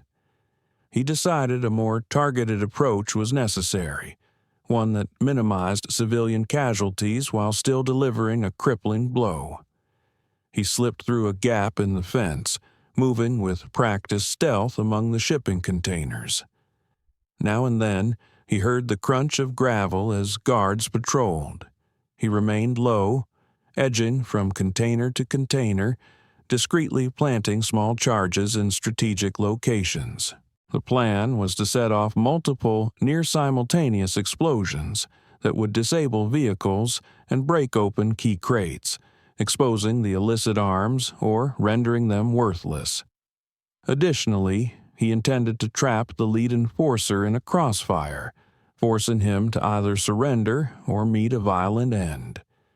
Disrupting the chain of command might finally sever Connor's direct link to crucial resources. Throughout the operation, Lorenzo stayed acutely aware that discovery could prove fatal. He glimpsed the flash of muzzle attachments on some guards' rifles, noticing advanced optics that suggested these men were no ordinary muscle. The tight perimeter made him cautious with every step, but he made slow, steady progress. Over the course of an hour, he managed to attach a dozen small devices to trucks, containers, and key junction points near the fueling station. Each device was linked to a remote detonator, enabling him to pick the sequence of blasts or initiate all at once, depending on the unfolding scenario. He then positioned himself atop a stack of containers that provided a partial view of the operation. Lying prone, with his rifle's bipod deployed, he surveyed the makeshift staging area below. The broad-shouldered lieutenant directed the loading of one final truck, his gestures illuminated by the harsh industrial lighting. Additional guards formed a perimeter, scanning the darkness. Lorenzo inhaled calmly, settling his crosshairs on the man who likely oversaw Connor's logistical needs. In the seconds before he took a shot, the screech of tires echoed from a nearby roadway. Headlights cut across the container stacks, and a pair of black SUVs barreled onto the scene. Men in matching tactical gear poured out, opening conversation with the lieutenant in tense gestures.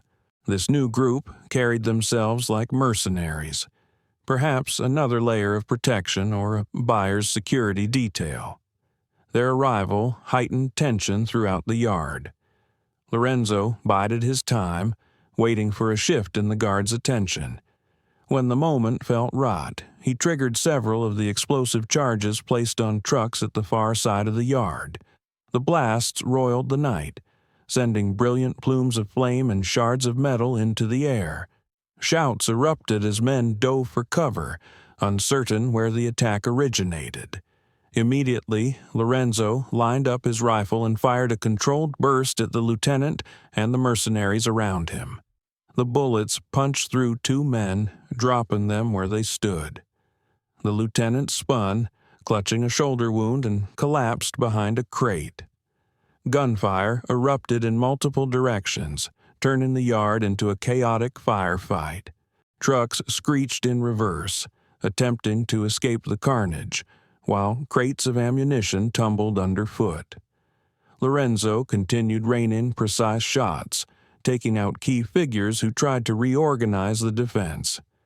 He switched to a new vantage, scooting along the container rooftop. A pair of mercenaries began returning fire, their rounds striking dangerously close. He triggered another set of explosives near the fueling station, igniting a rolling fireball that illuminated the entire dockyard. Flames devoured spilled fuel, intensifying the confusion as men retreated from the expanding inferno. Wary of being pinned down, Lorenzo dismounted the container stack by dropping onto a smaller crate, rolling to absorb the impact. On the ground, he moved with measured speed, weaving between panicked guards. He fired short bursts to neutralize any who tried to engage him directly. The flickering light of burning vehicles cast long, dancing shadows that provided cover for quick darts into safer positions. He spotted the wounded lieutenant crawling toward a truck that had not yet exploded. Eager to prevent the man's escape, Lorenzo sprinted, ignoring the bullets whizzing past. He intercepted the lieutenant near the open passenger door, delivering a powerful strike with the butt of his rifle. The man fell back, eyes wild with pain and anger. Gunshots echoed from behind a container, forcing Lorenzo to duck. He returned fire, wounding one more mercenary. Without hesitation, he turned back to the lieutenant, pressing the rifle's muzzle to the man's chest to ensure compliance. Though the heat of the flames and the swirling debris made it almost impossible to hear, the lieutenant's expression conveyed defiance mingled with fear. Lorenzo rummaged through the man's vest, finding a radio and some documents that might contain scheduling details. Alarms wailed across the docks, and distant sirens suggested that someone had finally called local authorities, though whether they would intervene or turn a blind eye remained uncertain. Determined to leave no time for a second wave of reinforcements, Lorenzo tossed a small flashbang near the truck's cabin, blinding and deafening anyone who might be lurking on the other side. He then retreated to a safer spot, triggering the last of the charges. The crescendo of explosions was deafening, lighting up the harbor like a war zone. Containers crumpled, their contents either detonating or spilling uselessly onto the ground. Smoke billowed in thick clouds, obscuring any remaining defenders. Under the cover of that bedlam, Lorenzo slipped away from the epicenter, weaving through narrow alleys between stacked containers, eventually reaching a portion of the fence he had cut earlier. He tore open the fence again, emerging onto a deserted street that bordered the port. The tang of salt and the acrid stench of burning chemicals filled the night air. Behind him, the dock's skyline glowed with unrestrained fires. The roar of the flames was punctuated by sporadic blasts of ammunition cooking off in the heat. He spotted no immediate pursuit, although shouts echoed in the distance. At least for the moment, the syndicate's arms shipment lay in ruins, and one of Connor's top lieutenants was left wounded on the field, if not dead. Returning to his SUV, parked under a rusty overpass, Lorenzo felt the draining weight of yet another successful but exhausting mission. He was certain that the devastation at the port would not go unnoticed by the broader criminal network or local government forces. The tangled web of corruption might obscure the truth, but rumors would spread that a single individual had sabotaged a massive operation. If anything, the bounty on his life might grow higher. He braced himself for the onslaught of additional mercenary teams that would soon mobilize once the story of the docks circulated. Driving away from the waterfront, he reflected on the precarious state of his conflict with Connor. The young crime boss was critically injured, almost helpless in a covert clinic, but his empire still functioned, fueled by money and extensive connections. As Lorenzo navigated the quiet city streets, he considered whether any final resolution was truly possible. Perhaps Connor would cling to life, determined to rebuild, or perhaps the syndicate's leadership would replace him with an equally ruthless figure. Regardless, Lorenzo had taken another decisive step, sending a stark message that the cost of pursuing him would continue to escalate. He guided the SUV into the countryside once again, the gloom of early morning pressing in on his headlights. The adrenaline that had sustained him throughout the operation began to wane, replaced by a grim, familiar acceptance of his reality. He had slipped back into the life he once believed he had abandoned, a perpetual war against powerful adversaries, conducted in the shadows without rules or recognition. The absence of a stable peace weighed heavily on him, yet he could not envision any alternate path. Each new confrontation reaffirmed that he was uniquely skilled to survive in such a brutal world. Somewhere, in the hush between the dark sky and the first hint of dawn, he found a lonely stretch of road where he parked and caught a few hours of uneasy rest. Within his fitful dreams, he envisioned the tranquil home he had crafted by the river in West Bridge, remembering the stillness of the water and the quiet routine he once cherished. Now, his days and nights were measured by the crack of gunfire and the glare of fiery detonations. Yet, even as he sensed the enormity of what he had become, he knew he would not turn back. By the time he awoke, sunlight lay across the horizon in a pale gold band. He contemplated his next moves, aware that more battles, more cunning ambushes, and more acts of raw violence would come. His reputation as the unstoppable cleaner had been reinforced with every syndicate operation he dismantled. That reputation would act like a magnet for bounty hunters and assassins of every stripe, yet it also provided him a faint measure of deterrence against half-hearted attackers. Only those truly skilled or extraordinarily desperate would still attempt to collect the price on his head. He started the SUV's engine and pulled onto the empty highway, driving toward an uncertain future shaped by a conflict he had neither sought nor retreated from. With Connor gravely wounded, the syndicate's power fractured, yet the outcome remained unresolved.